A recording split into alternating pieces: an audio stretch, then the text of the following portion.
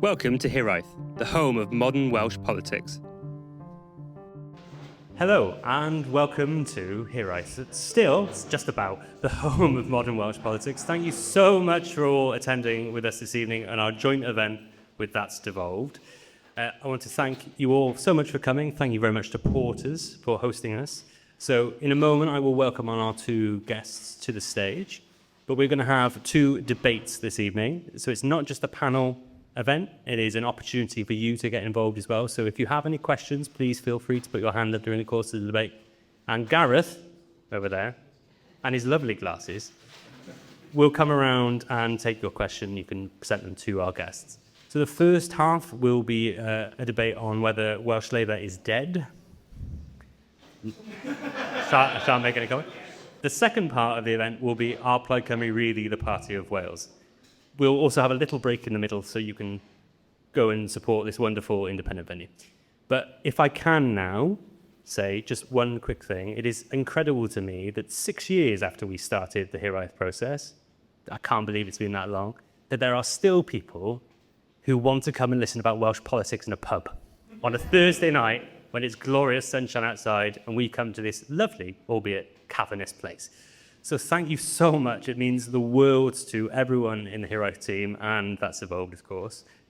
But let's start the festivities this evening. And if I could start by introducing our first guest, and if we could get a round of applause for both our guests as they walk up, please. This is Kiera Marshall, the Plaid Cymru MS for Caerdydd, Penarth.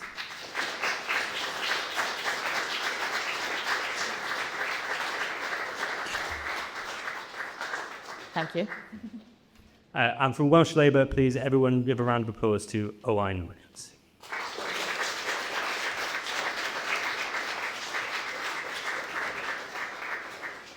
Thank you both very much. You'll be glad to know that's the last you'll hear of me today. If I can please hand over to the voice, the legend, the one who, without his incredible producing skills, you wouldn't have had either the Hiraeth podcast or the Welsh Politics podcast for the last 6 years. Please, everyone give a massive round of applause to Mr. Richard Martin. Now, Matthew has done a fantastic job in introducing the event this evening. I am massively keen on debates, which is why this format has come together today. And I also like audience interaction. And I also like surprises. So my little elves who were here setting up earlier laid a little surprise for everybody in the room, and it's also a surprise for our guests this evening. Everybody that has a table, can you please look under the table? There should be something strapped underneath the table. So I would like to introduce the Hiraeth That's Devolved drinking game this evening. So our guests on the panel have no idea what is on that grid in front of you, but if any of those phrases do come up this evening, please feel free to let out a little cheer and have a sip of your drinks. I'm pretty confident that at least one of them will. So you'll already be aware, of course, that the first debate that we're going to have is Welsh Labour Dead? And in the tradition of debating societies across the world, could I have a show of hands for anyone in the room that agrees that that is the case? Is Welsh Labour dead? Wow. Wow, there's a small number. Anyone who opposes the idea that Welsh Labour is dead? Anybody who's uncertain or yet to be persuaded? All right, okay. Well, Welsh Labour's sounding pretty healthy from that point of view. So, as our... Everything's relative. So as our Labour member on the stage, I wonder if I could offer the opportunity to Owain to set out his stall at the start of this debate about, is Welsh Labour dead? And thanks for clarifying. I am still a Welsh Labour member. Some people have asked me, and I am. Look, maybe unusually from the point of view of Welsh politics, I'm not a politician, Welsh politics and the ecosystem, my background is investing and commerce. So we try and think about things probabilistically. And that's how I think about this. I think anyone who says they know where Welsh politics, British politics, AI is going to be in 12 months' time is probably kidding you. I certainly don't think I know. So what's the probability? I think the probability is that Welsh Labour is dead, or we will look back and say, that there were no vital signs at this point. I don't think that's inevitable, and very possible that doesn't happen. There's a route I think we can talk about. I think if you were a betting person, if I was putting money on it, I would say probably it's more likely than not that all the forces together mean that there is no real way back from this. Why do I say that in brief? One, I think in these kind of situations, once you've given the ball away, a lot of stuff drops out of your control. There are so many things I think that could have been done differently, which maybe would have led to a different place, but they weren't. The ball, in Welsh politics, before we talk about more broadly, is now, I think, clearly in Plaid's court, and a lot will depend on what they do with it. And Welsh Labour could be great from now on, or not great, but a lot of it is now outside of their control. The second reason, and I think for me this is more fundamental, that I think it's very difficult but not impossible to see a route back, is the mentality. So I think the hardest part about this for any political party in this kind of situation is acknowledging and being honest about how bad the situation is. And almost every force pushes you naturally towards wishful thinking, towards saying, there will be political elastic that bounces back, these other lot are going to be rubbish, and then we're going to have a chance, or this, that, and the other is going to happen. And I just don't think that's how it works. Even if it is, I think that's about the most unhelpful mindset that you can have. If you're a football team and you lose, blaming the ref, blaming everybody other than yourself is just the worst strategy if you want to get better. And you've got to get better if you want to have a chance. Now, there are some signs of that. Maybe some of those people are actually in the room who I think do get it. But if I look around me, I think the data suggests that generally there's still a lot of denial, or at least denial about how much needs to change. It's one thing to say, it's very bad, and those other people who I don't like in the party, yes, they were terrible and it's really bad. It's another thing to sort of realize what you have to change yourself. So I think it's less about the details of things, but what I see from people, I worry that people are underestimating the likelihood that this is terminal. And I think that almost becomes self-fulfilling, because if you don't think that it is or could be, I think you're very, very unlikely to do the kind of things that are necessary. I mean, to close with there are two analogies we can use here, right? It's either Monty Python and we're in a parrot shop, or it's the medical. I'll go with the medical one. So is it dead? I'm not sure the patient is dead, but I would say, it's in ICU, the shock pads need to come out, right? And then there are a bunch of people there saying, whoa, hang on, he's wearing an expensive suit. Please don't make a mess. Please don't make a mess. Keep it tidy. I think at best, this is time for the shock pads. They may not work. It's probably a coin toss. But I wouldn't be that confident. Okay. Well, let me just check my notes. That was the Labour side of the... Wow. Okay. Kiera, is Welsh Labour dead? I think that was a really good metaphor, actually. I don't think it's dead, but it's wounded. It's struggling, clearly. And I think where it's going is, I think it's at a crossroads, isn't it? And I think, what's a quite clear example is the leadership selection recently, or last selection, that Ken Skates to me is more of the same. It's what hasn't worked. He's been in government for years. I think there's new progressive figures in the party that would show a return to sort of older Labour roots and how Wales identified with the Labour Party, and it doesn't seem like that's the direction the party's going down.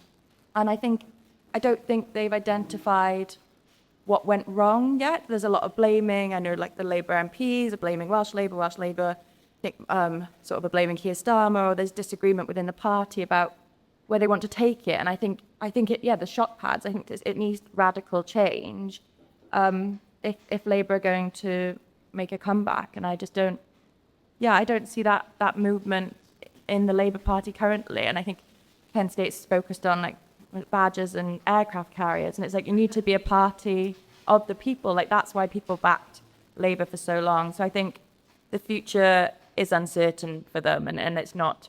I don't think it's the inevitable comeback that many might think they will have. Wow, okay. I mean, maybe there's a huge Badger constituency out there that we just don't know about. I suppose let's flip the question on its head. Back to you, Owain. When was Welsh Labour truly alive? When was Welsh Labour? I think we look back at 2024 as, not to personalise it, as the point, it's not an original point for me. I think we look back at 2024, not 2026, probably as the point where it didn't die, but the Welsh Labour project really took a different direction. People make the point, it's a valid point, that it was never a separate legal entity and all of this, and I think it probably should have been and all of that. But I don't think you can deny that it was a real thing. And the Rhodri Morgan, and you had Blair in Downing Street, I mean, that was pretty distinct. It wasn't always distinct in a good way, I would argue, in some cases, but it was a distinct thing. So I think it's real. I don't think you can plausibly deny that. I think 2024 is the point where, again, not to make it about personalities, my sense is that it felt to many people, I think it felt to me, as at that point, the Labour Party in Wales' purpose seemed to switch to not embarrassing Keir Starmer or not making that life difficult for him. Rather, they weren't bad people. I don't think they were trying to be perverse, but I think that was the main goal, and maybe that's a legitimate goal, but it's not the goal of standing up for Wales. I think it's a pretty odd. Okay. That was the first one, wasn't it? Yeah. Do I have to drink as well? Yeah, okay. That's a goal. I'm not sure that's a great goal if you want to form the government of Wales. So I think probably that's the point we will look back at. Yeah, I think for me, so I'm nearly the same age as the Senedd, right? And so for me, sorry.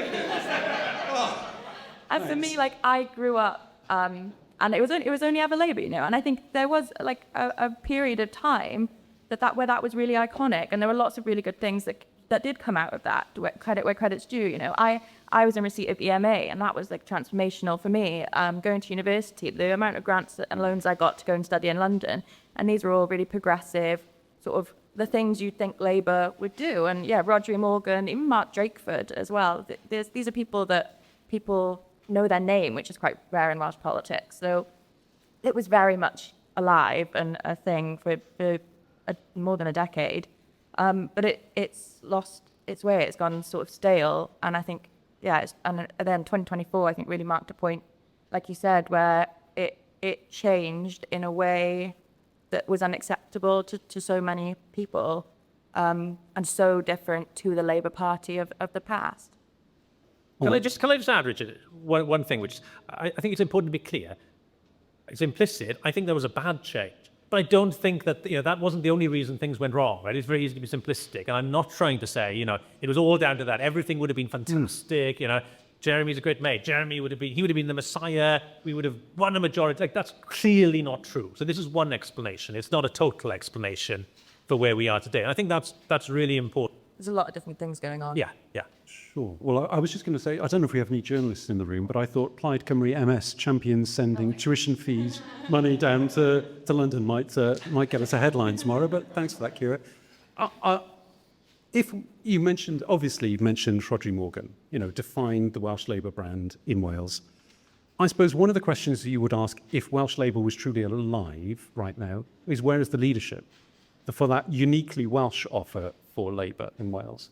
I'm not sure that there's any particular visible signs of that being there. As you quite rightly say, the partnership with the UK Labour Party, which is obviously recently in power in London, seems to be taking precedent. Can Welsh Labour truly be alive while the power in partnership?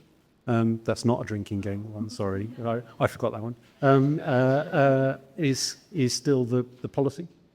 I mean, that slogan, I think it was never a good one. And I think it is. I think it is possible to have a separate identity without full legal separation. If that's what you're getting at. Again, it was not a different legal entity when Blair was in power and Rhodri was, and you had some pretty big differences. So it's possible. By the way, I think one of the things that people forget about Tony Blair is he seemed pretty relaxed about that, by the way. Starmer and that lot got completely the wrong lesson from that. He was intensely relaxed. Supremely relaxed. Well, I think that was about a different issue, wasn't it? But and they didn't pay the taxes.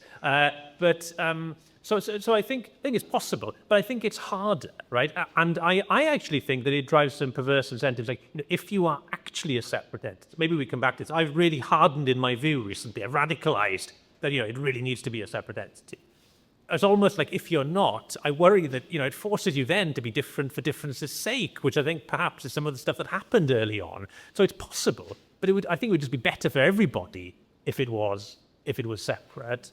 And no, the chance of that happening, very low, right? Back to my probabilistic point. Sure. I wonder if I can throw that question of leadership over to you, Kiera, because obviously you were campaigning against Labour a lot, and certainly for the first 20 years of devolution, the Labour Party was completely dominant in Welsh politics. You had obviously Rhodri Morgan. Let's not talk about Alan Michael, but you had Rhodri Morgan, and then Carwyn Jones, Mark Drakeford, during the pandemic was the most popular Labour politician on the island. Do you see any potential threats from the, as a Plaid Cymru member now, from the current leadership? Is that something that worries you about whether they have the capacity to grasp back the momentum? Is it really bad if I just say no? I feel like not with the current leadership. No, I think there's potential. There's other avenues they could have gone down. I think where they could have tried to create that distance. I don't think Ken Gates is that person, and they've done it before. I think we still talk about clear red water today, and that was. I'm glad I wasn't first. Sorry. Have a drink. Yeah. We still talk about that today, and it worked. We're still talking about it. So I think there is the ability to do it, but I think it is really difficult. I think when you've got a party where there's a UK level party as well, if you've got two parties, same party in Welsh Government and UK Government, it does make negotiations harder. They happen behind closed doors. One person has a lot more power in that situation than the other. You're already entering that on the back foot because there's a seniority level in the party. So I think, I don't know about the making it a separate thing. We don't have that issue, but I think there's a lot of work that needs to be done if they want to try and separate themselves from the UK party. I mean, who or what would worry you and would make you think, gosh, right, they might be onto something? That's a good question. I think there's a few progressive new people who would be more interesting and bring fresh perspective, who haven't been in politics for ages, who I think could bring that energy and different perspective, but they're not. So just to pick up on that sort of very technical question, my theory is that the era where you could have multiple party positions on the same island, the same news space, that era is gone because of technology. There's no such thing as kind of limitation on where news spreads now. So I wonder if it's possible for any party to have a Welsh, Scottish and English UK position on, where you have contrasting policies and still be the same party. Do you think that's a viable thing? Doesn't it just apply to Labour, of course, but it applies to a number of other parties? Well, I think it'd be much easier if you had some looser arrangement with sister parties or something within any one brand. That would be easier. I think the point underlying it, which is something I feel very strongly about, and I think this is really relevant to Welsh Labour, is the old mindset on this, I think, is about control and discipline. And people trace it maybe back to Campbell or something, but as I said, even Blair was more relaxed actually on this. I just think that is total anathema to the age we're in. Welsh Labour is probably the best example maybe in the world, I think, of this, of thinking above all else, control, and this phrase, like this is on your sheet, I will drink, the unity of the Labour family. That is a phrase, I never want to hear that again. It is utterly disastrous, this sense that you must keep, I just think, to what you did, what would be the first sign that the patient is alive? It would be something messy. I don't think people want things that are tidy and that are controlled. They want to see mess, they want to see untidy debate, argument, even if that means sometimes, people are forgiving, I think, of things that are slightly uncontrolled. That is not the danger for Welsh Labour, right? That is not the danger. The danger is that you're just sort of doing the same stuff and it's very cautious, and that gets you absolutely nowhere. And I think that is the fundamental point that I hope I'm wrong, but I just don't see much evidence that people have grasped that. You don't need to be careful. You need to show that there's a heartbeat, even if it's messy. Excellent. And for Kiera, as you mentioned, Plaid isn't a problem for Plaid Cymru. You only stand in Wales. So, do you see that as a strategic advantage for you in the future? The fact that you don't have to be looking in multiple different polities or parliaments for your leadership. Yeah, and there's less layers to get things done and to try and influence policy, and it's just all here. We're all based here.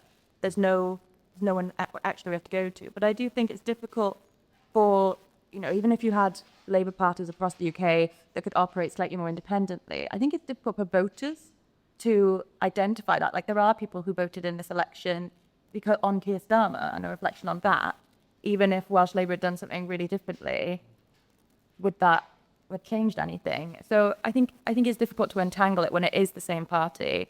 I think it is an advantage for us. It's one of our unique sort of selling points, and I think it resonated with people. Okay, so one more question, and maybe this is one that is perhaps filling Labour activists and Senedd members with hope at the moment.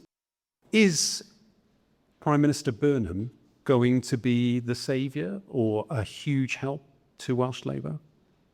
I think he's going to disappoint a lot of people. Unfortunately, I mean, people are projecting everything they want onto him, right, including many Welsh friends. I'm sure it'll be better from a Welsh perspective, but it's not going to be a panacea. We've already seen some missteps. I'm kind of sympathetic to that. I think it's understandable that, this stuff's complex and that people who are not Welsh don't fully understand it. If you set yourself up at Mr. Devolution, though, it does raise expectations. I slightly worry that expectations have run away. So I think it'll be better. It couldn't be worse, could it? But I'm very surprised if we look back and think this was the moment. Welsh Labour needs to look at itself for the future and the answers, not look to someone in London to save them. And that's not going to happen. I was going to say it could be worse. My line. I think there are red flags, aren't there? You've ruled out reforming the Barnett formula and looking at how Wales is funded. And obviously we want fair funding. So I think that's a concern. We know it's detrimental to Wales, and he's not even willing to look at it. So there's that. But then I do think there are positives. He seems like he's going to be more open than Keir Starmer was to discussing devolution, and that is obviously I'm biased, but that's a good thing. So I don't think he's going to be by any means a saviour, and it will be a test of time whether the same trend continues, where Wales is overlooked and just not a priority of the UK government. But it can't be worse, surely. So wow. I'm kind of curious just to pick up on that. So as a party that's largely hoovered up a lot of former Labour voters in Wales, you don't see Andy Burnham's offer as being an immediate challenge to your... No, I don't think so. I think Andy Burnham's offer is a way that we can work more constructively with UK government in the interest of the people of Wales. But I think people feel really betrayed. People are going to remember what's happened within Labour, whether that's Welsh Labour or UK Labour.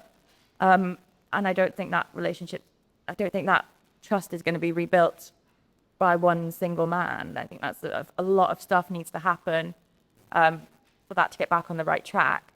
But I do think that Keir Starmer's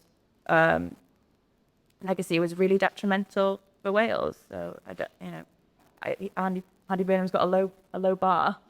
Wow. Okay. Well, I'm glad that we've got no one that we used to work for the Keir Starmer government here in the room. Nice to see you, man. Gareth, do we have a couple of questions? So is voting down the sort of budget a sign of life, or is it death? Hey! Is it the last breath?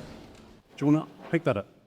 It's a pretty strange sign of life. It's not what I would have as a sign of life, whatever the detailed merits or otherwise of it. It does, I'm afraid to say it does suggest to me a mindset which hasn't yet fully gone through the 7 cycles or whatever and come to terms with with what's happened. The broader point, by the way, which I actually worry about more than is it a sign of life for Welsh Labour or not, is I don't think the whole fiasco, I think, reflects very, very badly on the institution. And I think what people who casually follow this will think is this just looks like a circus. You know, you've added more people to this place, and, you know, they said, you've got attack ads on social media. It's a dreadful, dreadful look when I think Wales is in a really, really bad place, to the extent that the Labour Party, and I'm trying to sort of, be nuanced here, have played a role in that. You know, I don't think that really helps us, and I don't think it helps anyone. Yeah, I think it was quite strange. I think I agree with that part about the circus, just sitting in the chamber and being there. It was quite an unpleasant debate to be in generally. I don't think that's the sort of politics that people want in the way that was conducted and how this, it all went out. And I think it was unfortunate the way supplementary budget turns out. If I was a cynic, there's a part of me that thinks, is this, trying to punish Plaid Cymru or punish the result of the election? It was not. Yeah, it's not how I would have liked it to go, obviously. Clearly. Another question. Do we have... Please stand up and shout. Yeah. So I was just interested, in what you said about science of life, and it doesn't have to be unified, it should be messy. I really like to challenge that, actually, because I think that's where Welsh Labour started to unravel, is actually they used to be unified, Caerdydd and Senedd, and then it probably 2 years ago where the infighting, probably even, going back on what was a really popular policy around the 20 miles an hour, and there's actually... Way, 20 miles an hour. It started to unravel there and then at the UK level as well. So I'm just really interested in your thoughts on that, especially when you look at things like reform. When they start back, I think you can switch up. I mean, it's a great challenge. My distinction here is, I think, what is the messiness about? The fundamental underlying fact for me is that not through lack of good intentions or good heart, successive Welsh governments did generally not do a good job of governing Wales. Wales in 2026 is not the country we need it to be. It's not the country we hoped it would be in 1999. That sinks you, even if you're united. You're dead if you presided over that in electoral terms, and deservedly so. Now, messiness about personalities, that sort of internal infighting, is toxic, and that doesn't help anybody. But why weren't we having messiness about education? Why weren't we having messiness about what's happening in England, what's happening in other parts of the world? Now, I'm not fixed about what the right answer is. Maybe the right answer is the policies that we pursued for 27 years. I'm sceptical that it is. But where was the mess about that? Where is the mess about unleashing creativity and entrepreneurialism in Wales? Where is the mess about the NHS, where people are saying, people don't want the NHS of 1945. It was dreadful compared to what we have now. They want the NHS of 2035. They want it now. Now, mess about that. I mean, I use the word creativity, right? I don't think anyone's going to punish you for that. That is the sign of something that is on fire and that Wales needs. And no one in Wales is offering that. If someone offered that, I think it would be dynamite, and people would go for it and be very forgiving that you could have those debates. Debate about personality infighting, that's a road to perdition, and I think that's what we've had, and that's a disaster. I don't really have that to reach Top that, yeah. I think that was all a fair assessment of it really, and I think the other thing is that I don't know if the clash over personalities and so on. I don't know if that's been reunified either, and you've not had that policy discussion in the direction of where to go, but you've also not come back together over something, and there's still that blaming of who's to blame and what's gone wrong, rather than trying to move forward productively and unifying behind an idea or a core belief, and I think that's missing as well. Right, we have time for one more question. Do we have... You have to shout super loud. Progressive unionist voters is basically the question, which still exists. Yeah. Is there a progressive unionist host? Oh, Yep, please, go ahead. Yeah. Yes, I do think that exists. I don't know where it goes. I don't know if Labour can. Obviously, a lot of those people came to us at the last election, And I don't think we'll necessarily lose them as long as we keep creating progressive policies like there was in this manifesto next time. And if Labour don't go on a different path, then yeah, I think we'll manage to keep those voters. But yeah, I do think that voter base still exists. Yeah. Well, we might explore that in the second half of the... Yeah. Oh, I love you. Yeah, I think it does. I think there are probably subsets within that. Let me try and, counter the doom and gloom and put it positively. I think if Welsh Labour, or anyone else for that matter, put in front of the electorate in 2030 a programme which was everything short of independence, define that, if you like. Yeah. It's taken us this long. Everything short of that, and then a future-looking view about what needs to happen to Wales, I think there'd be a pretty big constituency for that, which said basically you get everything you want short of, going to talk about currency and hard borders and stuff. I think that'd be very, very appealing if that looked like the future arriving. So I think there would be a constituency for that. If you don't do that, then I think it makes it much harder to find that constituency and increases the chance that people still sort of splinter off for that and make trade-offs in their voting which are not going to help Welsh Labour if they don't fill that space. And it's, unionism, right? That can mean sort of Devo-scepticism, or it can mean, I want everything short of, leaving the single market that is the UK, and that's doing a lot of work here, I think. Well, we are coming towards the end of this first session. I think has been very depressing, I've got to say. I tried. So just to wrap up, I suppose, Kiera, if I can invite you first to just give your thoughts, reflect on what we've just discussed, and reflect on the state of Welsh Labour and that fundamental question, is Welsh Labour, as we've known it since 1999, dead? I just think it's very, very lost. There's just there's so many different elements that we've run through, whether that's what's happening at a UK level, whether that's internal party dynamics within Welsh Labour, whether it's what's the unique policy offer, how do they build that relationship back with voters. There's a lot of different elements that need fixing, and there doesn't seem to be the leadership to address it currently. So I think the future could potentially be very bleak for them. Right? Oh, wow. Double down on bleakness. Great. Thank you very much.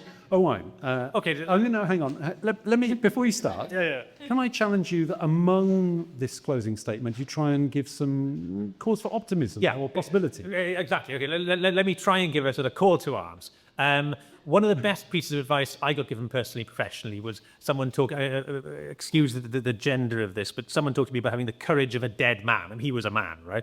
And what this meant in professional context was, I think, that his career at this certain place, he was told it was over, he should look for other things. At that point, suddenly he started taking risks. He started not pretending to be someone, being himself. My message to us in Welsh Labour is, have the courage of dead people. It is much better for us to assume that, as this goes, the default course here is, it is over, it is dead. There is nothing to lose, and therefore, well, I was going to throw a few punches. That's completely the wrong analogy, particularly after this week. But, take some risks. Don't be boring. Whatever you do, don't be boring. Mix things up a bit. What's the worst that can happen? You don't do anything. This thing is terminal. At least then you have a chance. So the courage of a dead person, I think, is a positive thing. And I really think, we could do with more of that. Well, all guns blazing. Right. I have a sneaking suspicion that we haven't moved the dial hugely, but I'm willing to test it. Audience. Maybe the other way. How many of you agree with the proposition that Welsh Labour is dead? Or maybe one or two more hands than when we started. And who disagrees with that? Who's feeling more optimistic about the future of Welsh Labour? Well, that's a different question, but okay. Yeah. Yeah, well, actually, clearly that's, there's more of that sport. And anybody still undecided or too diplomatic to comment because their job may depend on it? Fair enough. Well, I just want to say thank you very much both of our panel and to our audience for participating in what was a very interesting kickoff to the session. Thank you very much. Everybody, thank you very much.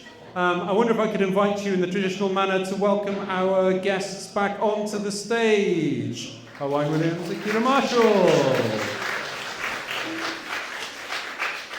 And to fire the questions and chair this next session, can I introduce Sean Bendel from That's Devolved.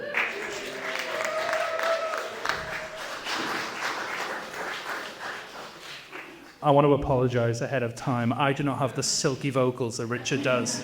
You will have to put up with a slightly nerdy Swansea accent for the next half hour.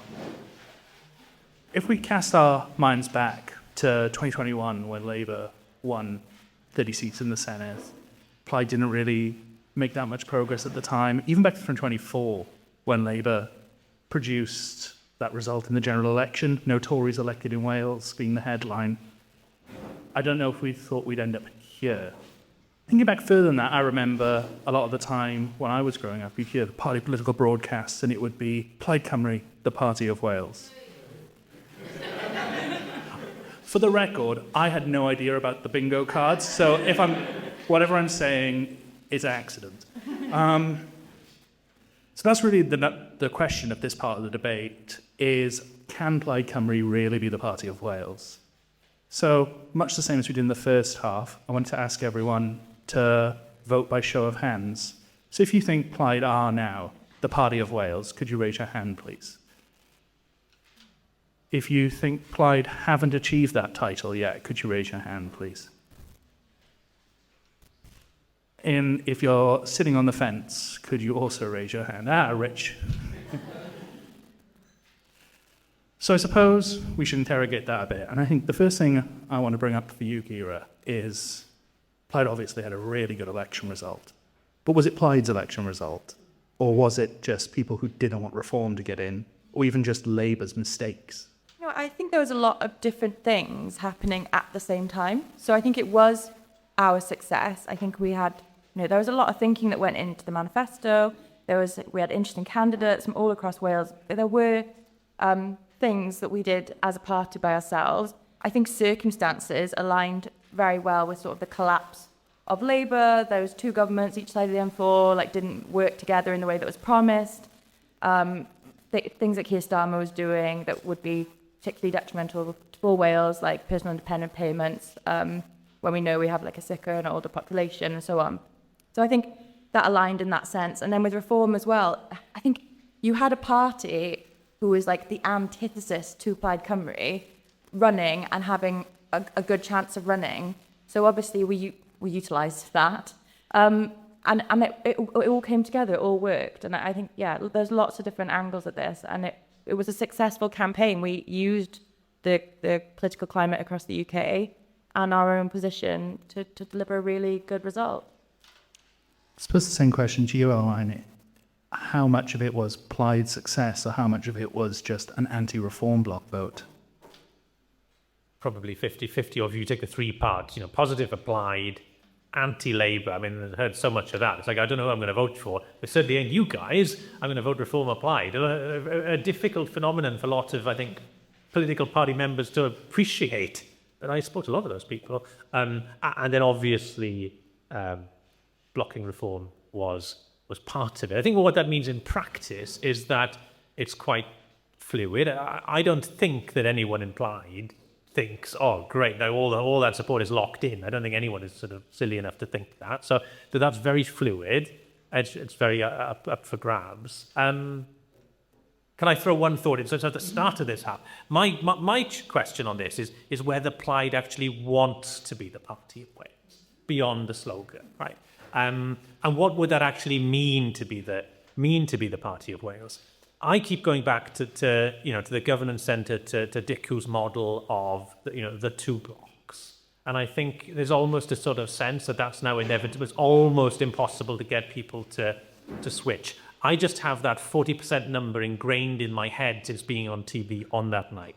40% of people voted for sort of right-wing parties, however you want to define it, and the narrative seems to be, well, it's just a game now of how do you win within the other block if you're in the other block.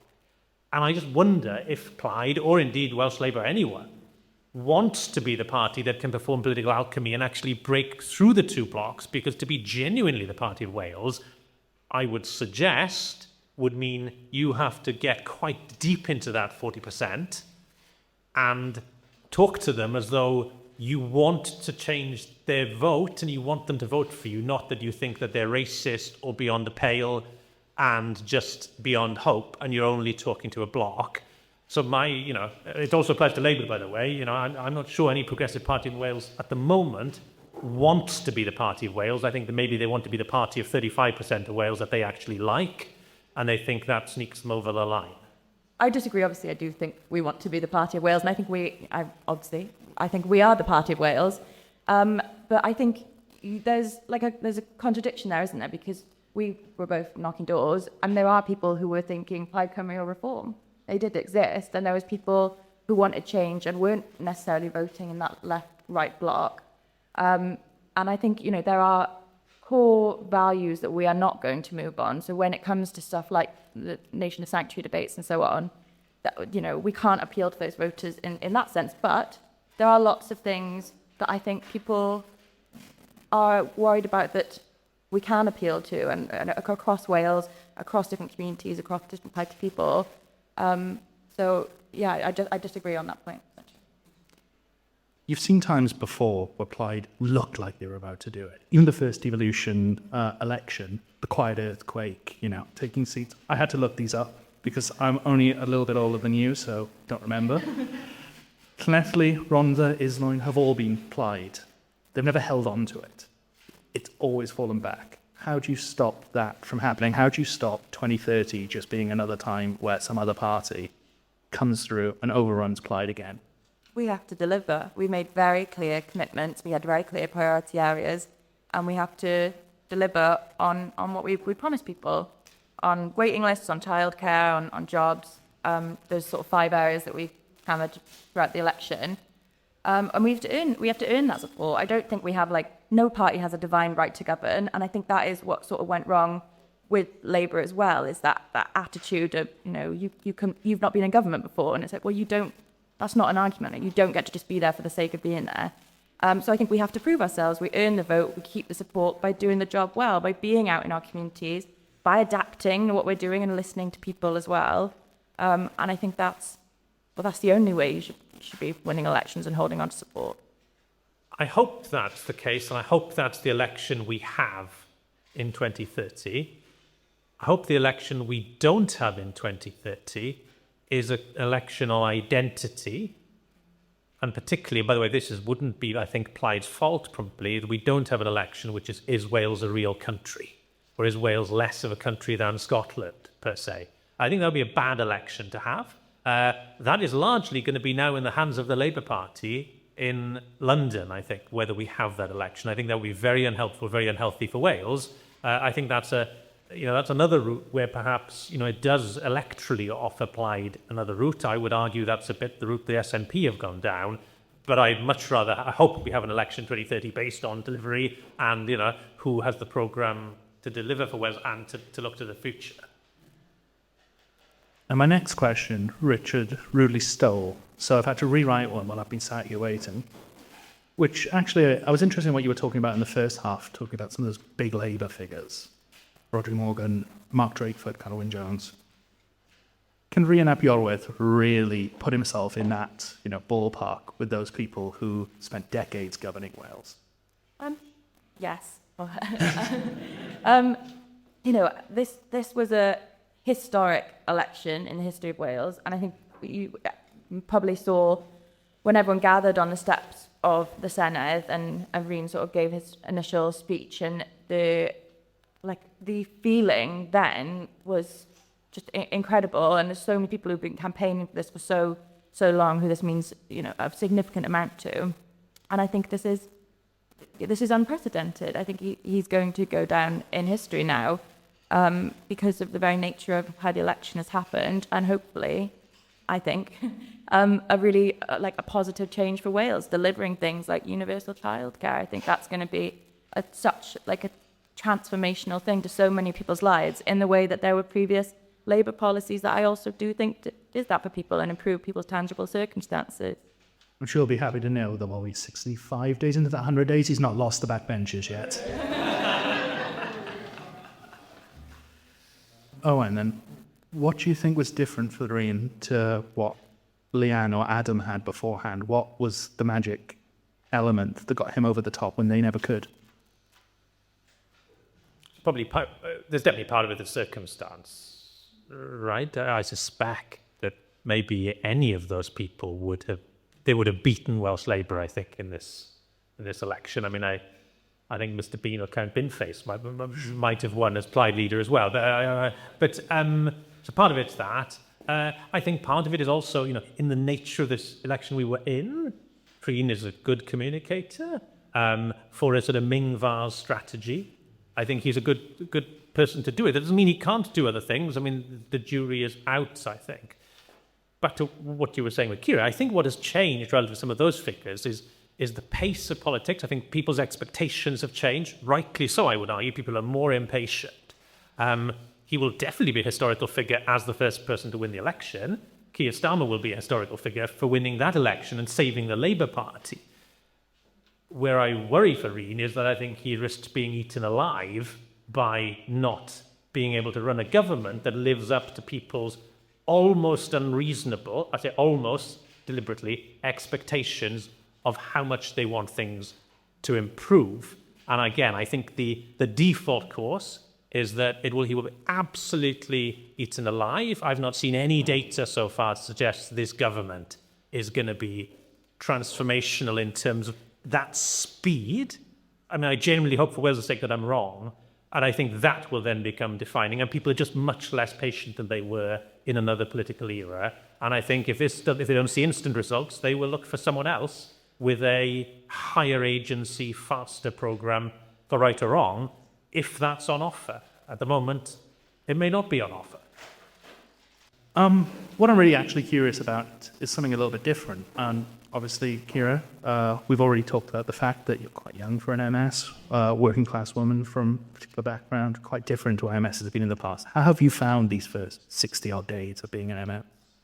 I was just talking about this actually with Lee Waters, so I could give you a shout out. But it's been a change, like, in my life.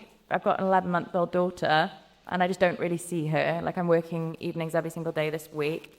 And then that puts a strain. Sorry about that. No, it's not just you. It puts a strain on your home life as well, doesn't it? 'Cause my partner's doing all the childcare, and then I don't really switch off because this is such a huge responsibility and a privilege, and I want to do it well, and I want to say yes to everything.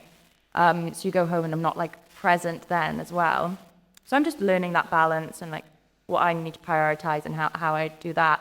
And the other thing I found shocking, and it feels really naive when I say it because obviously, as a politician, you're going to receive abuse. But for me, as a young person-ish, I don't think I'm that young, but I'm young for politics, right? So I knew you'd get abuse, but social media used to be a really positive place for me. It's something I've always enjoyed doing and creating content, even when it wasn't political. I'd do little makeup tutorials on YouTube when I was younger. I liked social media, and now I just can't look at it. I can't look at it, and the level of hate. I went through most of my life with people not hating me for random reasons. It's very new to me to just see that about myself. So that's something I'm adapting with as well. But less on the negative. I'm also really enjoying it. It's rewarding. I meet incredible people across the constituency doing amazing things that I didn't know about, and it's such a privilege, and I'm proud to be part of a small part of a much bigger story that's happening here as well. So there's ups and downs. It's just a complete change of life. I feel really bad. The follow-up's going to put a negative spin on your hand now. You obviously represent a place where Plaid has never been before. How does Plaid balance the fact that it is the party of the M4 corridor, Cardiff, Swansea, Newport, with its traditional rural Northwest Wales heartlands? Yeah, I think we're a very democratic party. We always have been. It's a principle of ours. So we have conversations. We come to consensus. We have debates, and we come to decisions that work democratically. And I don't think it needs to be divisive. I don't think it needs to be rural versus urban or Welsh speaking versus not. I think that's so unhelpful to how we see ourselves as a nation as well. We shouldn't be pitting ourselves against different groups in our country. But it's a balance, isn't it? It is a balance. But I think it's just something we work out as it happens, and people are going to represent their constituents. They're going to bring that to the party, and we'll have discussions as they come up. I suppose the question to you then, Owain, is, as myself a recovering Labour member, I know what Labour's factionalism is like. What advice do you give to somebody who's got to start negotiating a much bigger party with much broader factions than they might have had 6 months ago? I'm not sure I'm the person to give advice on navigating factionalism. I don't know what you're talking about. Again, I don't know if a Plaid Cymru need or want advice from me, but if I was a Plaid Cymru member, I would be actually quite relaxed about that. I mean, those divisions have always been there in Plaid to some extent, and all parties, etc. I won't say the cliche. I would be worried about one thing, and I would be worried about mindset. I would be looking at this government, thinking that it looks like a government who thinks it's operating in 2010 or 2005 or some other period. It's a government who seems to have been to very low agency, who seems to think that we should now go away till the 13th of September. And obviously work goes on. I realise everyone's not on the beach, but that seems to play by the rules of what's happened before. Seems very content, I've made this point before, to publish plans and be very careful and cautious. And, there are arguments for that. I would be terrified that is 180 degrees opposed to the spirit of the age and to the expectation of how you get things done, and that you have already spent 60-odd days and you will never get this political capital back. And that would keep me awake at night if I was a member, and if I was First Minister.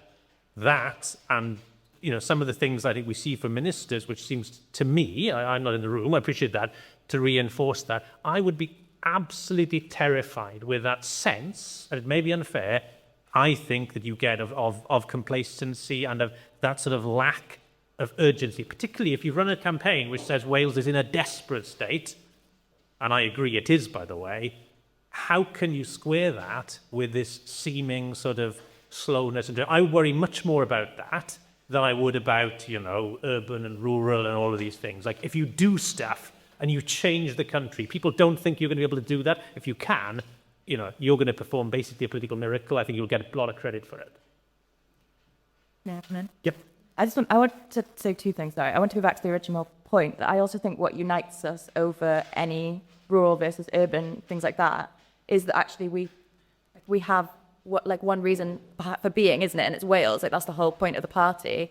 And so people are coming together behind that core belief and concept, which is unifying. And I think that's what Labour's missing, is what is that thing that unite behind? We have that. So when we're debating things internally, we're still unified behind that. And then I think on the point, I would obviously disagree on the 100-day plans. I agree that change needs to happen quick, right? And that is right.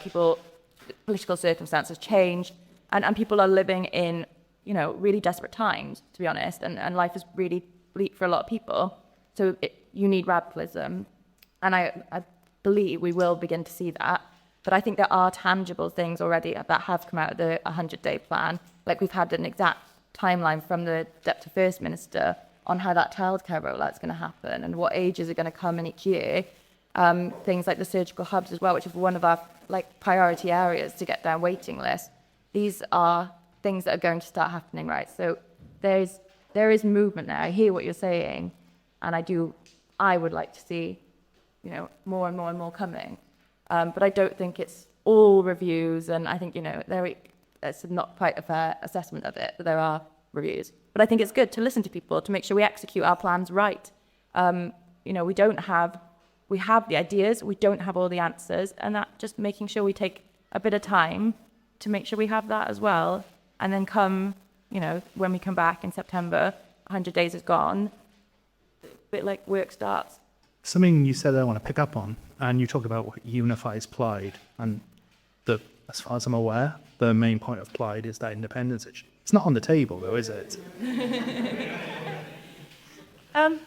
yeah, it's not on the table in this Senedd term. We made that clear in the election.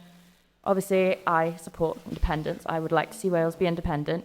But I understand that we understand as a party there's serious policy failings in Wales right now that we have the tools to do something about. And that's the priority of this government. That was what we came in talking about.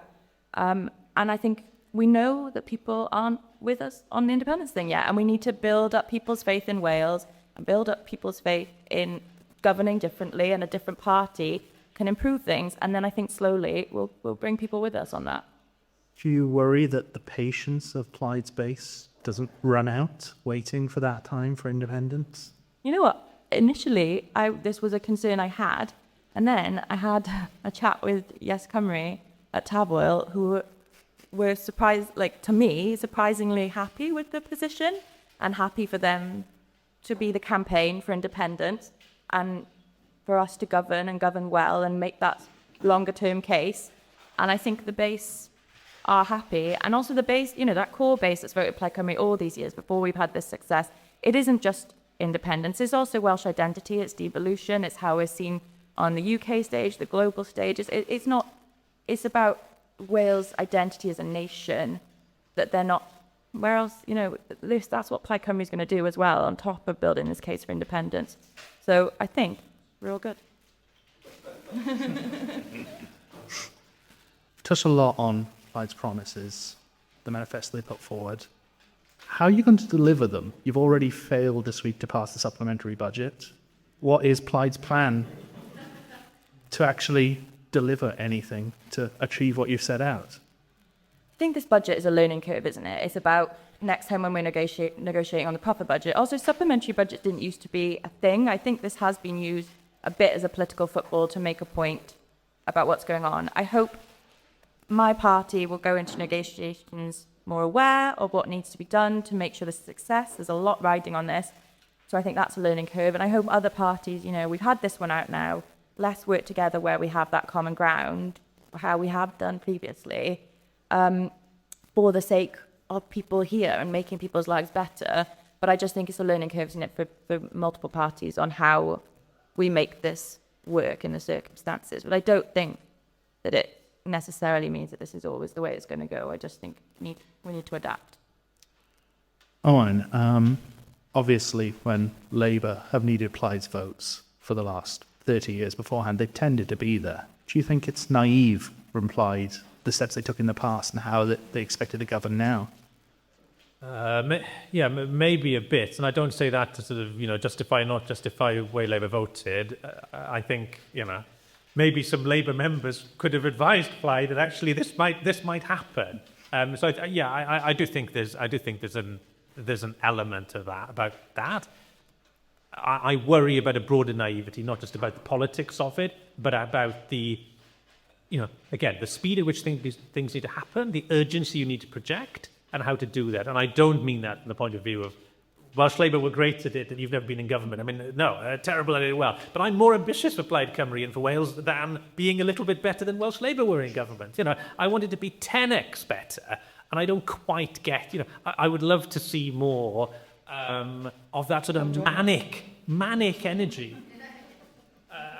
And maybe it's going to pop up on day 101, but I tend to think that, governments or teams that start in a certain way, they don't normally have a personality transplant and then realise that things need to be different. And I think it's going to be a long old 4 years if, we don't move through the gears very, very quickly. And frankly, I think some of the people involved, or some of the people, it's pretty obvious they're not going to be able to do that. And so, being a consensus leader is one thing. Is Reen going to fire someone in the autumn for frankly being incompetent? Because if he doesn't, I think this government is in victory. That might be to answer the board, but that might be a question for you, Kiera. Who? Well, I suppose that asks another question: is the progressive consensus the Senedd has had for 30 years dead now? That it's not Labour in the driving seat. I think it's just new, isn't it?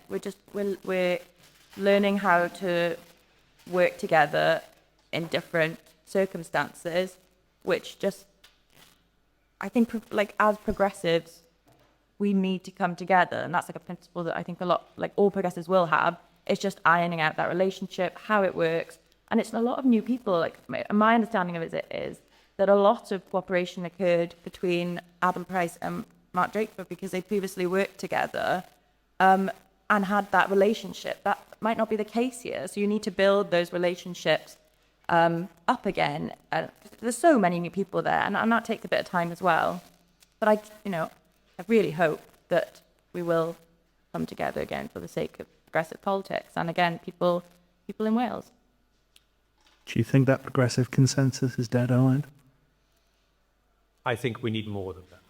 I think we need way more than that in Wales. I really think, we only get to a good place if someone can conjure a way to reach beyond that. I'm a progressive, and I'm not talking about, abandoning that. But I think unless someone can find a way, and the will, to my earlier point, of wanting to appeal beyond that, which will, I'm afraid, involve realizing that we as progressive collectively lost our mind on certain things, I think if someone can't find the skill and the will to do that, we're headed to a very, very divided place.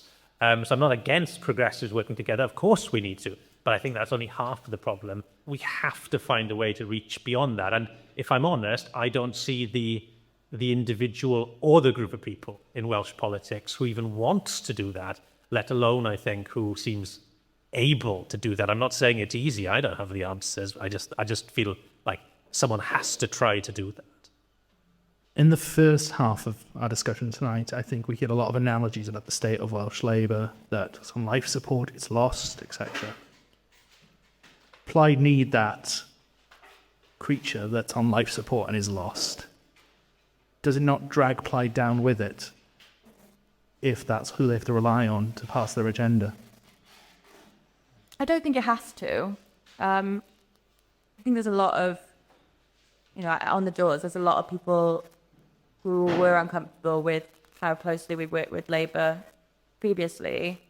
But that's how Senedd was designed. We need to work together to pass things, to get things done, to do the radical change that, we've been speaking about. So I don't think it necessarily does. I think it's about the messaging, isn't it? It's how we explain to people what we're doing, why it needs doing. There's such a low level of awareness of Welsh politics that I don't think that cuts through very well. So there's a job for us there, really. But it's the nature of the Parliament we've created. And if we want to get that stuff done quickly, that's what we're going to have to do. Oh, and do you think that's a tactic Welsh Labour could take, of simply dragging Plaid down with them? I can think of some people in the party, I won't name them, who I think would be sorely tempted by that. And we all die together.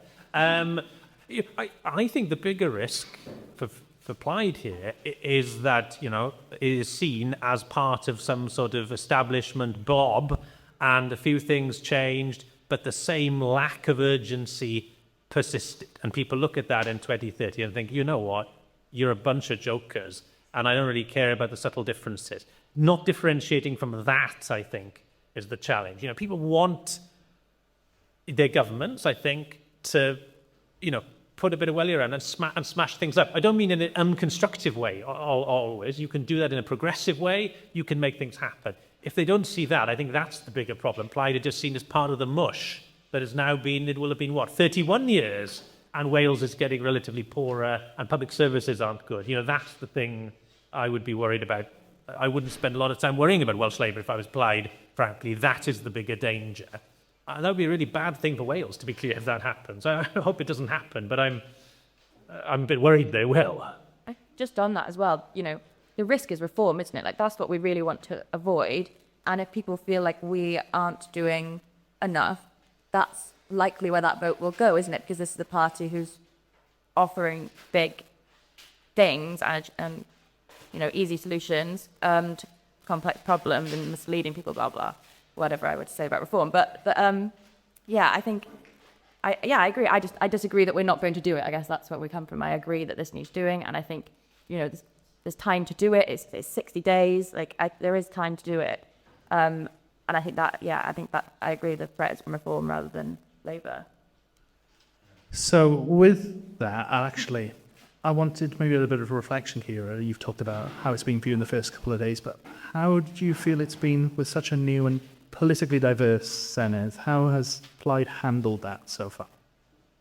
Yeah, it's a really strange environment to work in, when there's such a different, hostile opinion there. I think, again, it's all a learning curve, isn't it? I think we're adapting on, there was the time when we walked out the chamber sort of thing, and now we're trying to counter it more verbally and online and why we think they're wrong. So it's a learning curve to see what works and also what they say. Like, I really thought we were all going to come together on Shab Taj's motion on NEETs and young people unemployed. I thought that's where we might have cross-party agreement, and then they come in on this immigration issue, Devolved, but literally nothing the Senedd can do about it, even if you think that was the problem, and just not constructive to the debate in that sense. That was frustrating, and I think it's just learning to work with these people, isn't it, and how we oppose them in this way that they're not the answer. So this is where I can reveal my colours as an absolutely dyed-in-the-wool, John Stuart Mill classical liberal. I'm sorry to say it, and by the way, I honestly haven't seen Kiera do this, so it's not about that.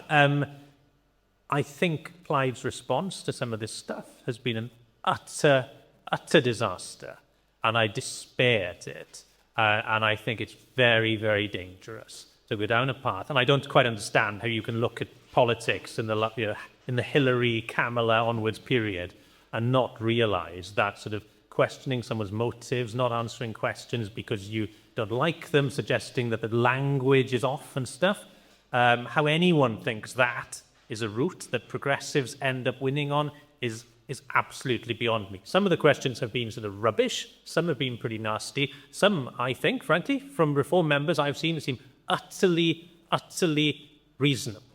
And I think it looks like fanaticism if you won't answer them. And this move, which I'm worried is becoming widespread, maybe I'm a victim of social media, the algorithm feeding me this, is not answering a question and just knee-jerk jumping to tell people to reflect on the tone that they're using. And that's been used with some very, very banal questions. No one is going to come out of that well apart from Reform and apart from people who will paint progressives as woke and weak. And that is not in any progressive interest to go. It's applied, the people I've seen doing this, it's so misguided. And that is another thing that just makes me feel so nervous for the direction of this government. If it's taken this long to let those people live rent-free in your mind, descend into that, if they were the ministers that I was dependent on for my political life as First Minister, their delivery, I would be absolutely terrified that we've got to this so early. So I really, really hope that is not the route that they continue on. I can see some utterly bemused faces in the audience. Great! So with that, I'll hand back over to my esteemed colleague Gareth to pick some questions for us. I'd like to ask about climate change.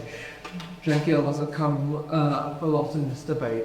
I'm curious how any party can claim to be the party of Wales when you are perhaps sending messages that this isn't, that climate change and the threats posed by climate change for Wales aren't a priority for either party. I think it's like there is an environment minister, it's Steve Griffith, but the name is like rural resilience and sustainability. I don't know if there needs to be some sort of like comma there or something, but it's like the sustainability part is meant to be the environment part of his title. And it encompasses more than just environment, doesn't it? It's about how we are sustainable in many other ways, not just climate change. But there are things in Plaid Cymru's manifesto, a flood resilience forum looking at flood defences. Specifically, I've been talking about it with respect to Cardiff, is preparing like climate change mitigation and preparing for what is inevitable because of what we've done so far. But then also we committed to a net zero target. We're committed to renewable energy. These are all things that were in the manifesto that we are committed to. And it's also cross-departmental. It needs, achieving net zero needs to be in every single government's mind, every single government minister's mind, which is what we've been discussing in the party. In transport, it's essential, and Mark Cooper's deputy minister knows that, and it's a collective responsibility as well. It doesn't just fall on Dave Griffith as the sustainability minister. But I think it is very much a focus in the mind of the party. And we've also got loads of young MSs, with myself and Zainab and Niamh Saib-Hell's been raising this regularly in the chamber, who are going to keep pushing them further on it. So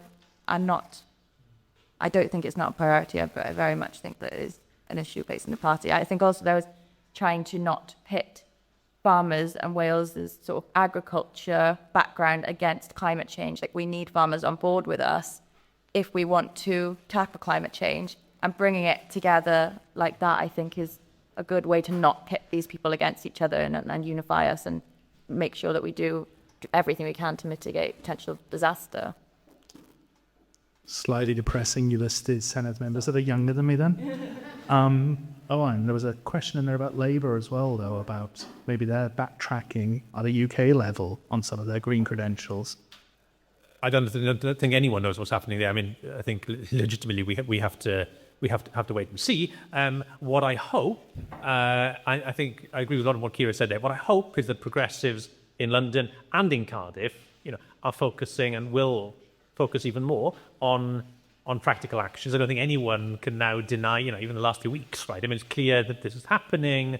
It's going to be very, very relevant. I think, people want to see action that is meaningful and that is material, and not, being very focused on that rather than stuff that maybe makes people sort of feel good, but actually just doesn't help next week and next year and for our kids. So I think that's how I'd frame the challenge. I don't think it's plausible to be not just progressive, any real party now going into the future without something to say about that. I think it's about, are you saying stuff that actually makes a difference, and do you have the discipline to focus on that, versus stuff that sort of sounds nice, but actually, it isn't going to get anywhere.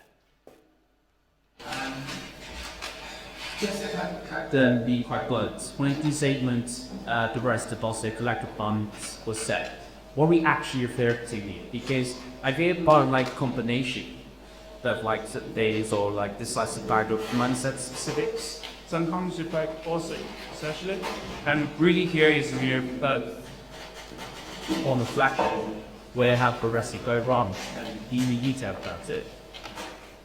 Well, I guess it's for me, but you didn't claim that, so I should defend myself. Look, for me, I think it's a question of two things. I think it's a question of priorities, and I then think it's a question about how we choose to engage with political opponents. So, I think on the latter, we've done far too much of, in some cases, refusing to engage or trying to paint people as beyond the pale. And that's sort of where I'm getting at with my point about the 40% in Wales who didn't vote for progressive parties. Let me try and say it positively, I would like to see progressives making, I think, much more of an effort at persuasion, not maybe at the 1% who are furthest away, but at more of that group. I think we've been too unambitious over the last decade in who we think we can reach and debate and persuade with.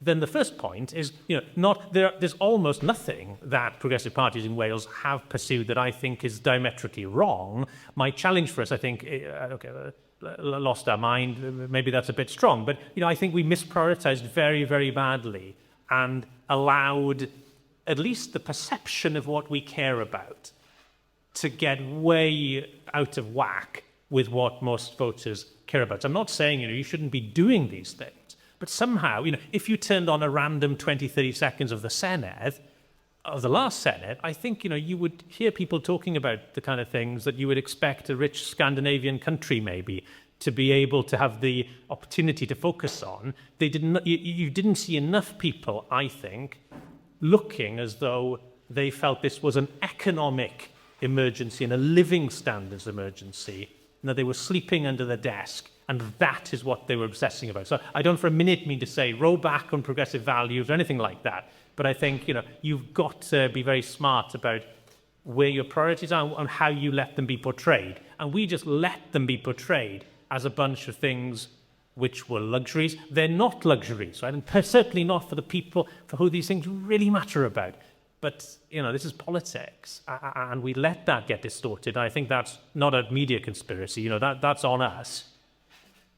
So for the past few years, I'm pretty sure White Government is capacity to be asking for nationalization of hotels and steel, and people of grumpy committing for that, and I'm pushing that forward, and then all of a sudden, with a flame over in Westminster, UK Labour Government, they dismissed that so, and yet when it was Welsh and pushing forward for that, we didn't see that happen. In terms of the skepticism also from Westminster on UK Labour, and what we can see here and where this season is pushing, policies passing. I feel myself, if that's all it took for London to, then why did Welsh approach it for these past 27 years? And that's where my question here is, if that's the case, do we not then see even that pressure from Plaid and other parties, but it could potentially not do even more in terms of action from London? Yeah, I found the whole. So I was working as an economic researcher of the party when the situation with Tata Steel was happening, and I was constantly badgering Senedd legal services and the Senedd research team. Is this something Welsh Government could do? Can we intervene here to see if we can do anything? And there was, Luke Fletcher and Adam Price were consistently raising it. You need to ask for this to be nationalised, for someone to step in, and there was just no appetite there at that time. Then obviously Scunthorpe happened. I understand the argument will be regarding that election. They wanted to fold out on Tata until there's a change in government at a UK level, but there could have been things put in place to do that very quickly, and there wasn't the appetite to do it. What I'm also concerned about is the steel bill that's just come through. There's a LCM vote on it this week that gives UK government power to potentially nationalise a steel site here that they would then own and operate, and they don't need to get any permission from Welsh Government to do that. They've given the minister, I believe, a verbal commitment that they would let Welsh Government know and engage with them. But that isn't binding onto any future government. And I think that's concerning as well, and an overstep of power. And I think, hopefully with the Plaid Cymru government, we can sort of oppose these things as they happen in future and be that louder voice and stand up for Wales. But I think, it was a real shame that, and letting communities down that have historically voted Labour time and time again. Yeah, I sort of very sympathetic with what you're saying.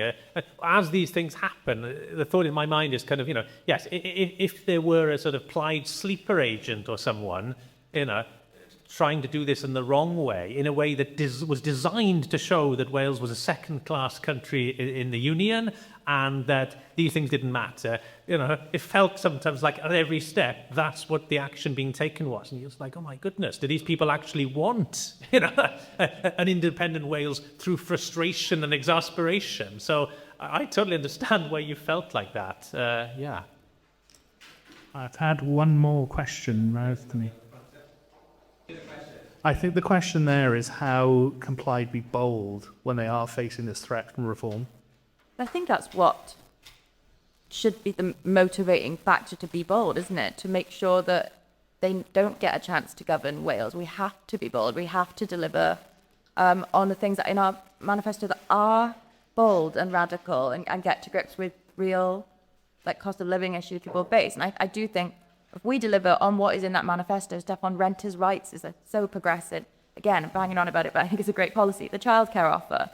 There are things that are the cost of living measures that are going to make tangible difference to people's lives as they're delivered, that I think will be really positive at the next election. And it's just delivering on them, getting it done as soon as possible. That's the key part now. I think that's a great point to come back to the original question that we asked, which was, can Plaid be the party of Wales? And much the same as the first half, I want to ask that question again. Has anyone's mind changed? So if you think Plaid are now the party of Wales, could you raise your hand? That maybe I scared people off. I think a few people might have changed their minds there. If you think you're still not convinced, could you raise your hands? I think maybe you changed a few minds there. Richard, did you want to say something to close out? I just want to really quickly say Radical Federalism, Seal Convention, and Trade Plan Constitution. Yes! Have a nice week. No. I just want to say, I mean, this event was, the Hiraeth Pod has been asleep for a little while. So we've come back, and it's just amazing to see Matt and I and Kerry were just saying at the back there. It's amazing to have an audience full in a room talking about politics, debating stuff that matters, but hopefully in a way that kind of feels fun. No, it's been fantastic. Thank you all so much for coming. Thank you very much to both of our guests.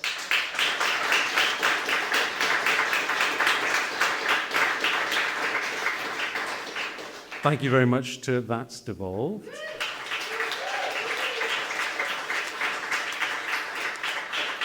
Thank you very much. I don't know if Dan from Porters, but Porters.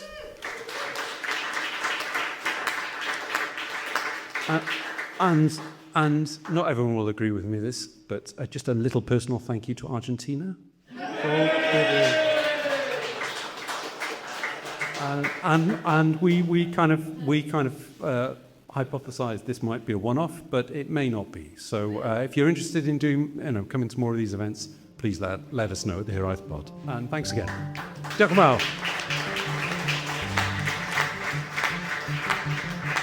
Yeah, thank you very much.